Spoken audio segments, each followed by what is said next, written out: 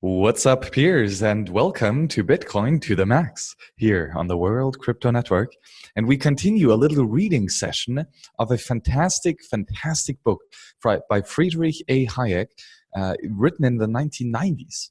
Okay, so this is a rather late book of the Austrian school, but it is definitely worth a absolute read. And it is Denationalization of Money, the argument refined. And this is basically a case for Bitcoin and for Bitcoin only. This is a book by and for true Bitcoin maximalists. And of course, you can get it for free thanks to the Mises Institute, link in the description. And Friedrich Hayek was a student of Mises and a mentor of Rothbard, so he knows what's up. So this is a really fantastic book. And let's read the little subchapter on should there be separate currency areas. And this is a really interesting topic. We are so used to the existence in each country of a distinct shitcoin in which practically all international transactions are conducted that we tend to regard it also as natural and necessary for the whole structure of internal prices to move together relatively to the price structure of other countries. This is by no means a necessary or in any sense natural or desirable state of affairs. National shitcoins not inevitable or desirable. At least without tariffs and other obstructions of the free movement of goods and men across frontiers, the tendency of national prices to move in unison is an effect of, rather than a justification for, maintaining separate national shitcoin systems. And it has led to the growth of national institutions such as nationwide collective bargaining, which have intensified these differences. The reason for this development is that the control over the supply of money gives national governments more power over action which are wholly undesirable from the point of view of international order and stability. It is the kind of arrangement of which only atasties of various complexions are approved, but which is wholly inimical to frictionless international trade. There is indeed little reason why, apart from the effects of monopolies made possible by national protections, territories that happen to be under the same government should, from distinct national economic areas, which would benefit by having a common currency, Bitcoin, distinct from that of other areas. In order largely dependent on international exchange, it was rather absurd to treat the often accidental agglomeration of different regions under the same government as a distinct economic area.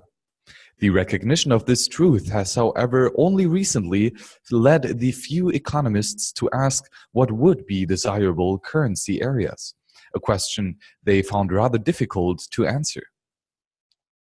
When historically distinct shitcoins were simply an instrument to enhance the power of national ICO providers or governments, the modern argument for monetary nationalism favors an arrangement under which all prices in a region can simultaneously be raised or lowered relatively to all prices in other regions.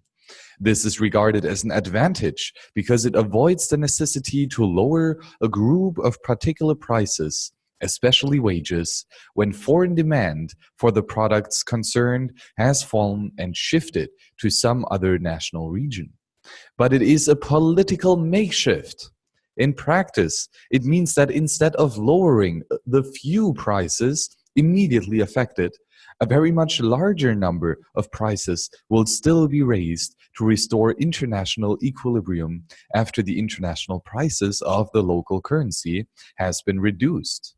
The original motive of such for the agitation for flexible rates of exchange between shitcoins was therefore purely inflationist, although a foolish attempt was made to place the burden of adjustment on the surplus countries. but it was later also taken up in countries which wanted to protect themselves against the effect of the inflationist policies of others. And Piers, this is just, one of the amazing chapters of this book that really hammers home why in a pure free market, which is denationalized, where we no longer have the way of waging financial warfare by nation states of aggression. And well, the basic conclusion is one sound money. And for Hayek, that was gold because, well, he lived, unfortunately, before the era of Satoshi. But among many other reasons, the even harder sound money principles and economic issuance rate of new Bitcoin in the economy is a very compelling argument to see Bitcoin as this one sound money that Hayek is talking about, which will bring a lot of prosperity, reduce costs, reduce the effort of calculation, and increase the planning horizon by entrepreneurs and individuals. Piers, read, and especially all the stuff at the Mises Institute. And see you on the next show. Bye bye.